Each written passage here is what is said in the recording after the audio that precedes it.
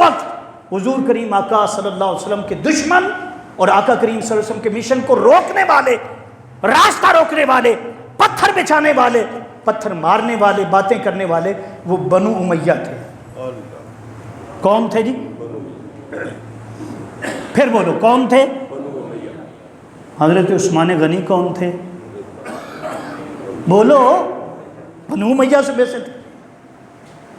یہ تو محبوب کی نظر ہے، یہ تو کرم ہے کس کا؟ اس تو بعد میں حضرت ابو سفیان مسلمان ہو گئے، ہم ان کی مسلمانیت مانتے، ان کے بیٹے حضرت سیدنا امیر معاویہ رضی اللہ تعالیٰ مکے کے، وہ بھی مسلمان ہو، جو مسلمان ہو گئے ہم ان پر شک نہیں کرتے، ہم تو وہ بتا رہے ہیں، اس دور کی بات بتا رہے ہیں کہ جب اسلام آیا تھا، تاجدار کائنات نے اعلان نبوت فرمایا تھا، اس نبوت کے مشن کو سب سے پہلے روکنے والے، دبانے والے، روڑے اٹکانے والے، مالی طور پر، جانی طور پر، طاقت کے ذریعے، تشدد کے ذریعے، ایک ابو جال تھا اور اس کی پیٹھ کے پیچھے اور ان کے ساتھ ابو سفیان کھڑے تھے۔ کون کھڑے تھے؟